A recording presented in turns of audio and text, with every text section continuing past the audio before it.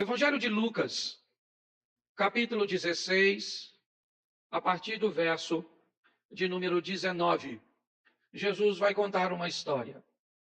Ora, havia certo homem rico que se vestia de púrpura e de linho finíssimo e que todos os dias se regalava esplendidamente. Havia também certo mendigo chamado Lázaro, coberto de chagas, que jazia à porta daquele e desejava alimentar-se das migalhas que caíam da mesa do rico. Até os cães vinham lamber-lhes as úlceras. Aconteceu morrer o mendigo e ser levado pelos anjos para o seio de Abraão. Morreu também o rico e foi sepultado. No inferno, estando em tormentos, levantou os olhos e viu ao longe a Abraão e a Lázaro no seu seio. Então, clamando, disse: Pai Abraão, tem misericórdia de mim e manda a Lázaro que molhe em água a ponta do dedo e me refresque a língua, porque eu estou atormentado nessa chama. Disse, porém, Abraão: Filho, lembra-te de que recebeste os teus bens em tua vida, e Lázaro igualmente os males. Agora, porém, aqui ele está consolado, e tu em tormentos. E além disso, está posto um grande abismo entre nós e vós, de sorte que os que querem passar daqui para vós outros não podem, nem os de lá passar para nós. Então replicou-lhe: Pai, eu lhe imploro que o mandes à minha casa paterna, porque tenho 5 irmãos, para que lhes dê testemunho, a fim de não virem também para este lugar de tormento.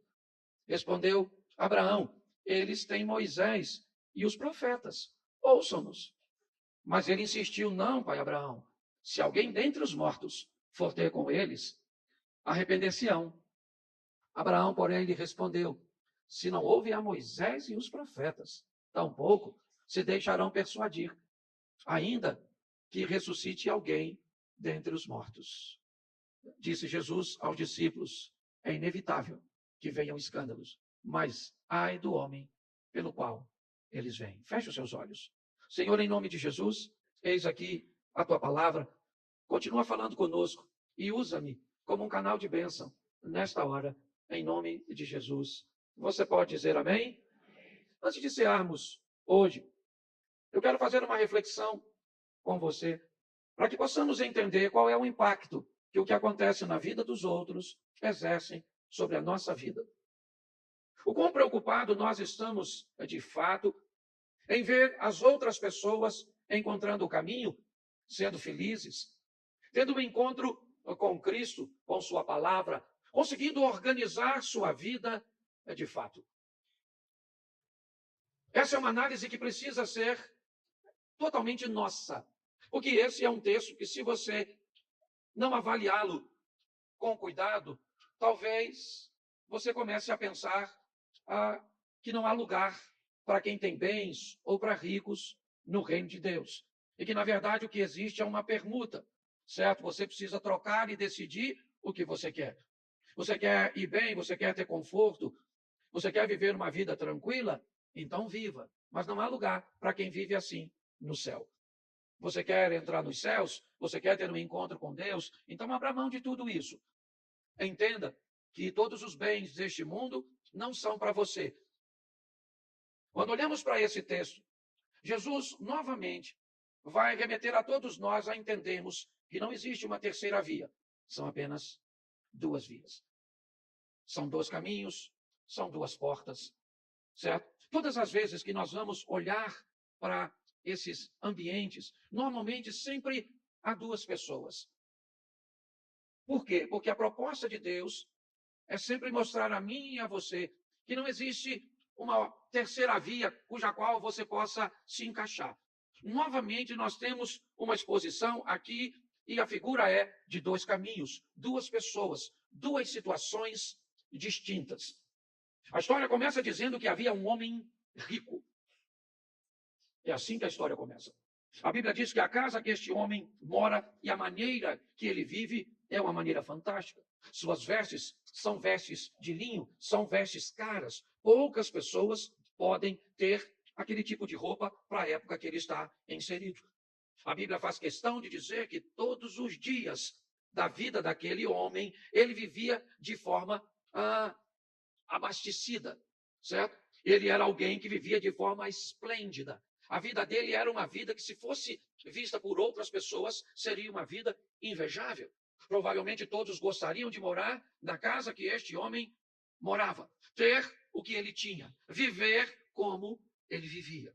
E que pecado há nisso? O que há nesse estilo de vida que vai colocar este homem no inferno, como nós vamos ver mais à frente? Pare para pensar um pouco nisso. Este é um homem que, por que é que ele vive assim? Provavelmente ele pode viver assim porque recebeu algo de herança e, mais do que ter recebido recursos de herança, ele conseguiu administrar e fazer com que aqueles recursos não fossem embora, como foi a história do jovem rico, filho, certo? Do pai rico de Lucas 15, o filho pródigo. Ele também foi alguém que viveu na riqueza, que viveu na prosperidade. Ele foi alguém que, quando saiu de casa, ele saiu com muitos recursos, mas ele pegou todos os seus recursos e jogou fora. Então, esse texto me remete na história de Jesus, que este homem que vive dessa forma, não há nenhum indício que ele vive por causa de Satanás, porque a riqueza dele é ilícita, porque ele é um corrupto, porque ele não merece ter o que tem. Não. O indício é que ele tem tudo o que tem porque merece ter, porque provavelmente administrou bem aquilo que chegou à sua mão, porque foi habilidoso, certo, para administrar seus bens.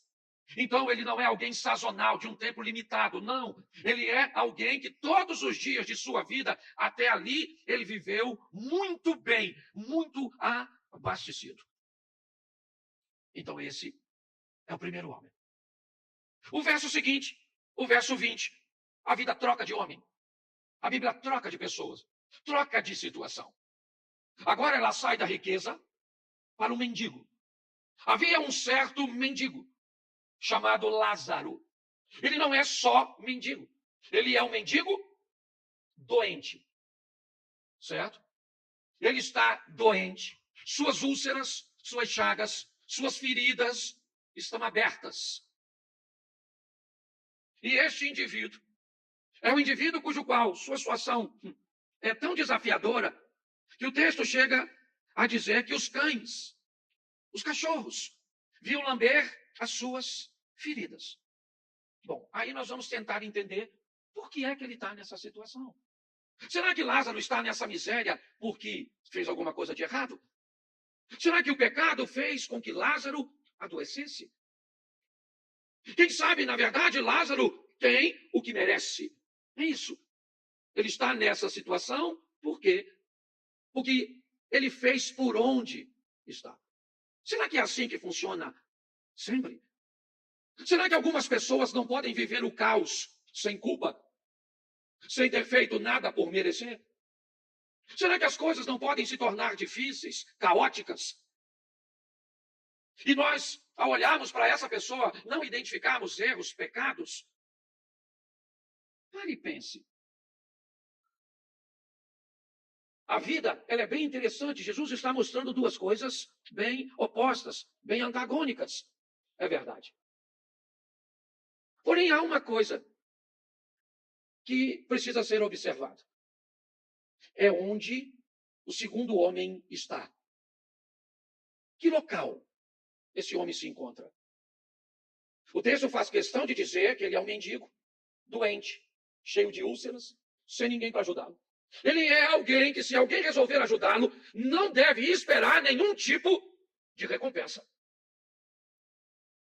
Mas ele está na porta do rico. Jesus faz questão de dizer a porta.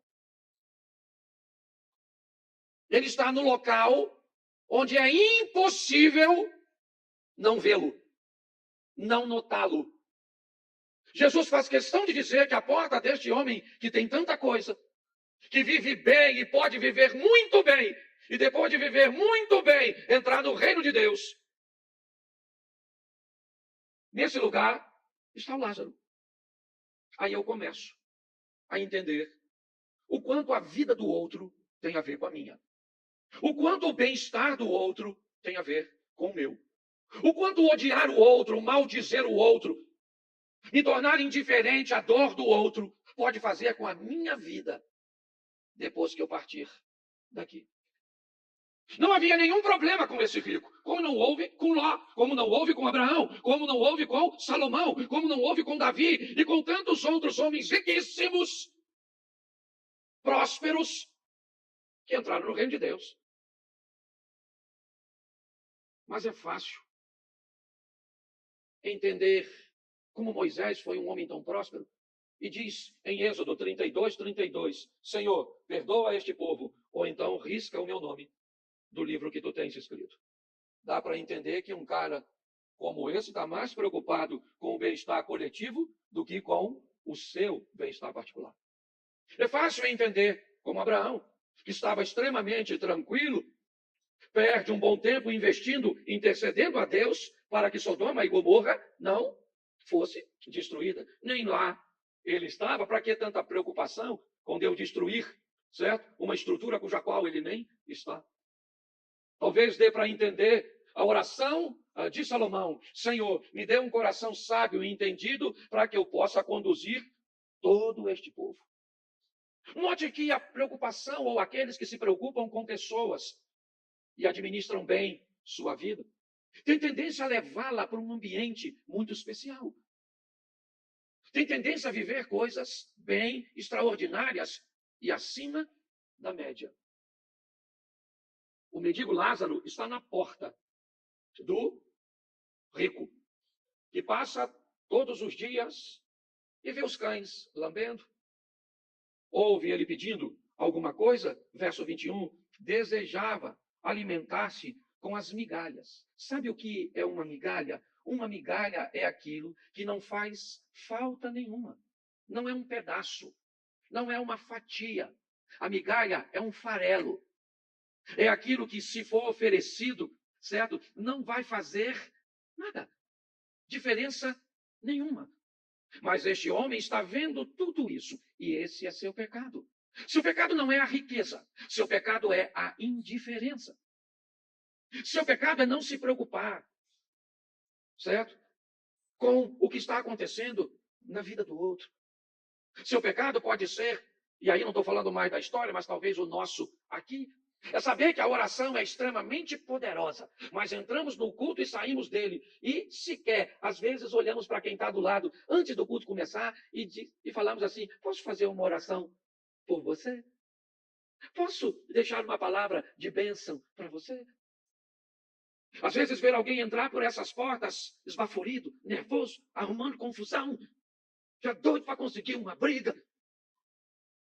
E você pensar: o que está se passando? Por que é que uma pessoa tão atribulada está vindo para a casa de Deus para arrumar confusão? Não, para encontrar alguém que se preocupe com ela e que vai dar um pouquinho de atenção a ela, que naquele momento é mal educada, é truculenta. Mas nós pensamos em nós mesmos. Esse texto é um texto que nos remete a olharmos com um pouco mais de carinho, de cuidado para o outro. Porque a vida dos dois vão terminar. Nos próximos versículos, Jesus vai fazer questão de dizer que o mendigo morre. O mendigo vai morrer. E aí, cuidado. Para você que quer colocar todo mundo no céu, para você que acredita que uma missa de corpo presente, ou uma missa de 7º dia, ou uma missa de 30º dia, pode fazer com que alguém entre no reino dos céus. Jesus vai dizer para onde vai o mendigo Lázaro. E o mendigo Lázaro não vai para lá porque é mendigo. Não. Ele não vai para lá porque é pobre, porque é um coitadinho. Não. Não é isso. Não. A Bíblia não fala disso. A Bíblia simplesmente quer dizer que este homem, ele encontra a misericórdia de Deus. É isso. Porque o modelo cujo qual Jesus está citando não é a salvação em Cristo, pois Cristo ainda não morreu para pagar pelo pecado. Então, esse Lázaro que morre, ele ainda morre baseado na postura da lei. Ok? Mas ele encontra a misericórdia de Deus e ele vai para o céu. Deixa eu colocar assim, tá bom? Ele vai para o céu com os anjos de Deus. Tá bom. Mas agora Jesus disse que a morte também vai chegar para o rico. Ele também morreu, porque todos morrem. E o rico morreu. E ele vai para o inferno. Jesus faz questão de dizer, certo? Morreu o rico, verso 22, morreu também o rico, foi sepultado e no inferno. Você pode repetir comigo? No inferno. É isso aí. No inferno. O rico está no inferno, porque tem gente que vai para lá. Tá certo? Tem gente que vai para lá. Jesus está contando essa história, não é à toa. Ok? Então, cuidado com essa historinha, certo? De que ninguém vai para o inferno, porque Deus é bom demais e ninguém se perde. Isso não é verdade. Jesus está dizendo que o rico, ele vai para o inferno. Porque era rico, sim ou não? Sim ou não? Não, porque era indiferente. Ele poderia ir para o céu, sim ou não? Ele poderia estar no mesmo lugar que o outro, sim ou não? Mas eu também te pergunto, o outro poderia estar no mesmo lugar que ele? Será que esse mendigo poderia não ser mendigo? Sim ou não? Ele poderia até ser doente, porque a doença não dependia dele. Mas não necessariamente ser um mendigo. Nós precisamos olhar isso com uma mente um pouco mais amadurecida. Ele agora está no inferno. Está no inferno por um motivo. Ele adulterou, gente? Matou alguém? Roubou? Ele foi para o inferno por quê? Me ajuda aí, porque nós vamos ser já. Porque não estava nem aí pelo que estava acontecendo na vida do outro. Porque a vida do outro não tem nada a ver com a sua, tem? Que o problema do outro é do... Eu não estou dizendo que você tem que se meter na vida de todo mundo, não. Pelo amor de Deus.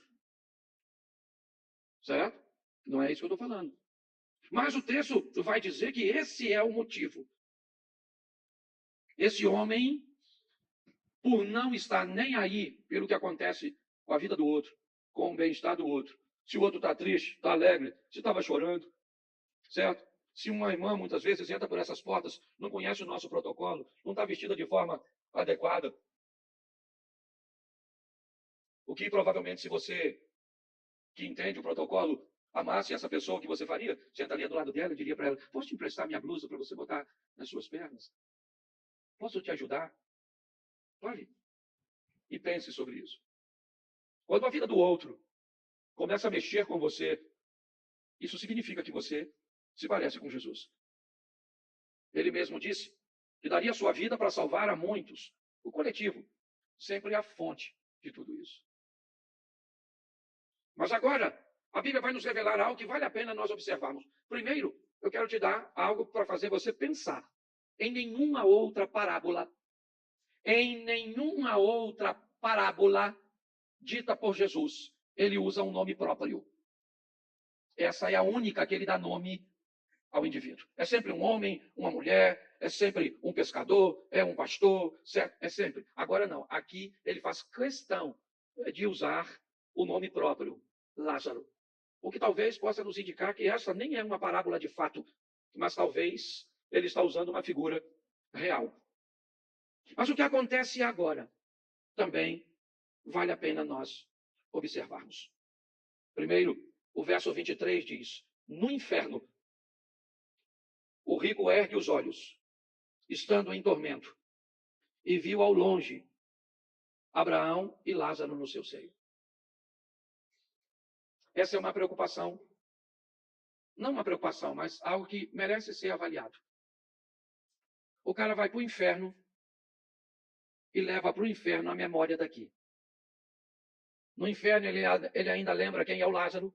No inferno ele ainda lembra que tem 5 irmãos. O que indica que quem for para o inferno e está nesse culto vai lembrar dele. Bem que o pastor falou. Lembro mesmo. Daquele culto que ele falou com ovinha. E eu não ia esquecer. Cuidado que você pode estar rindo de você. Mas escute só. Certo?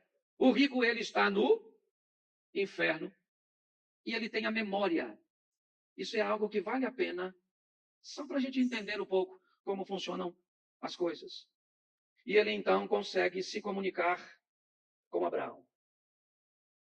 Talvez uma figura de linguagem aqui, mas ele diz: Pai Abraão, tem misericórdia de mim.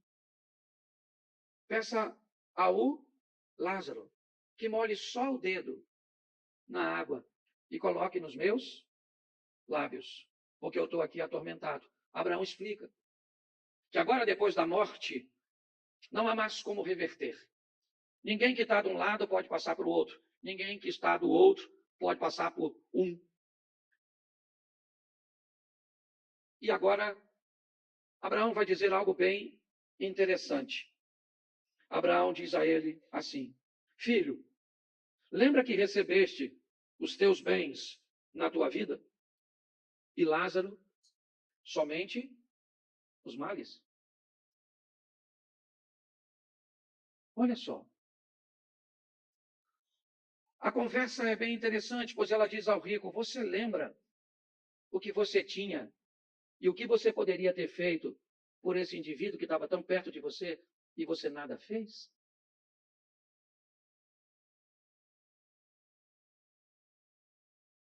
Eu confesso a você que essa mensagem falou demais comigo.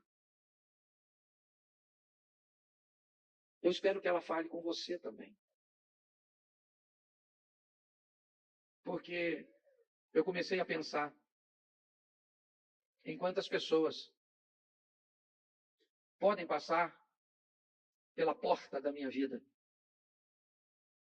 e eu me esquivar delas. Fazer que não vi, fazer vista grossa, não me importar. Não me importar que aquela pessoa só precisava de um abraço, ela só precisava de um conselho, ela só precisava de uma oração, ela só precisava de uma atenção. Era só isso. Era só isso. Era uma ligação. Hoje, eu quero chamar a igreja, num domingo de ceia, a entender o que a mesa do Senhor representa. Por que é tão difícil mudar?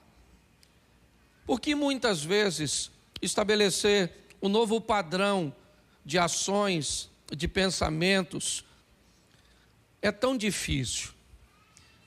A maioria de nós sabemos o que é certo, mas temos grandes dificuldades de fazer o que é certo.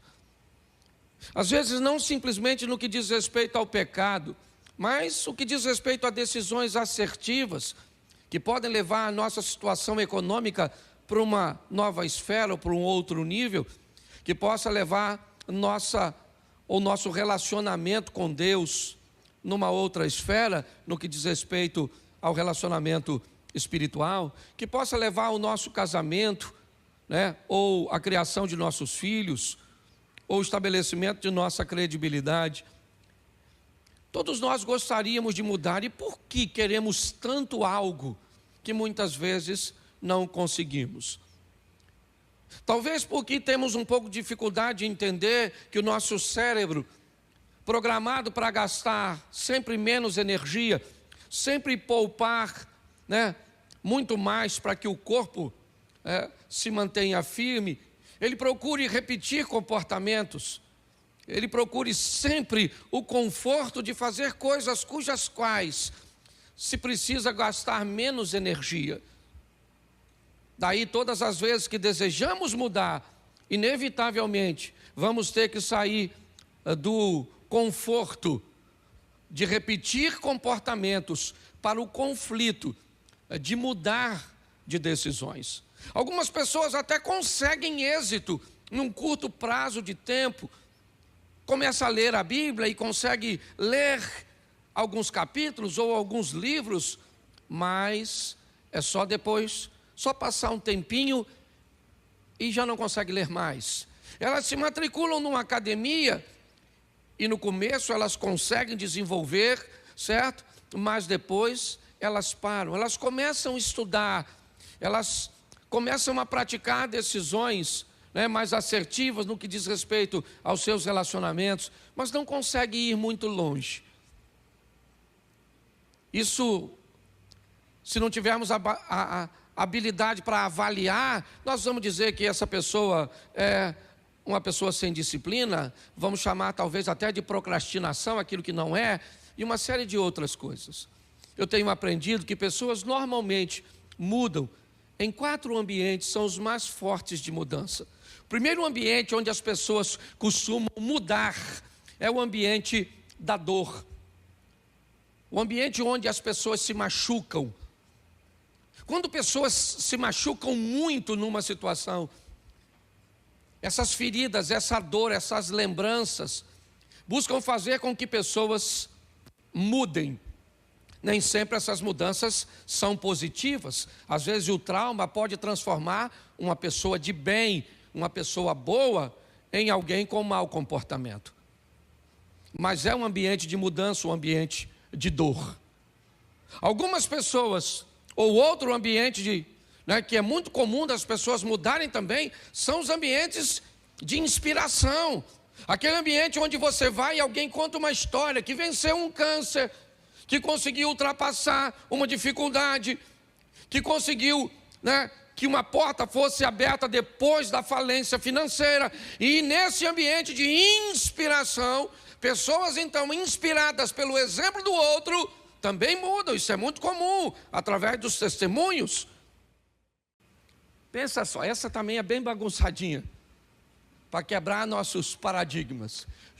Enviou Josué, filho de Num, 2 homens desde Sitim, a espiar secretamente, dizendo: andai e observai a terra e a Jericó. Foram, pois, e entraram na casa de uma mulher prostituta, cujo nome era, e dormiram. Gente, seja franco. Suponhamos que nós vamos fazer uma visita. Tem alguém de Petrópolis aqui? Então eu vou trocar. Não estou querendo ofender nada não, tá? Vamos pegar uma palavra. Deixa eu pegar aqui, confim da terra. É porque tem gente na internet. Tá certo? Então vamos dizer que nós fôssemos enviados lá nos confins da terra. Eu e tu. E a gente chega lá, 2 crentes. Quem nos mandou foi Deus. Tu ia aonde? Para dormir na casa da dona Raabe, um prostituto? Seja franco, tu tem reputação, crente. Eu acho isso mó barato. Primeiro porque essa mulher não pertence ao povo de Deus. Olha a salvação passando em Jericó. É ou não é? A Raabe quer ser salva, sim ou não? Mas mais do que ela quer salvar quem? Toda a sua família. Eu gosto dessa dona. Uma vida meio torta, mas meio certa. Aliás, quem aqui tem direito de falar contra a dona Raabe? O nome dela está na genealogia do Cristo. E o teu está no Serasa. Pense nisso. Olha que diferença, você botando defeito nela. Muita gente sorriu porque achou graça. Outros sorriram porque lembraram que é verdade. Mas preste atenção em mim. Gente, são espiões. Quem são aqueles 2 espias? Eles são a oportunidade de Raabe segurar a salvar. É isso. Isso é a salvação passando em 2 possíveis clientes que entram na casa de uma prosti para levar a salvação. Às vezes, ela vai vir num modelo bem esquisito para nós, extremamente perigoso. Raabe põe sua vida física em risco para conseguir o direito de receber também a espiritual. Ela disse: eu quero a garantia de que eu e a minha família. E sabe o que os homens disseram? Então nós vamos fazer um acordo. Se você nos recebeu aqui nessa casa, olha só Olha bem, a salvação entrou na casa de Naamã através de uma menina e entra na casa da prostituta Raabe com 2 espias. E os espias dizem para ela: quando nós invadirmos Jericó, todos os seus familiares devem estar dessa porta para dentro e porta fechada. Nós não damos garantia nenhuma do que vai acontecer lá fora. É o mesmo processo que acontece o tempo inteiro. Se formos usar a arca de Noé como exemplo, é isso aí. Fecha o que está aqui dentro, está seguro, o que está lá fora está em jogo, certo? O sangue cobriu, fechou. Quem está fora do sangue está fora. É assim que funciona. É sempre a salvação tentando nos alcançar. E aqui, passando por Jericó. É assim que funciona.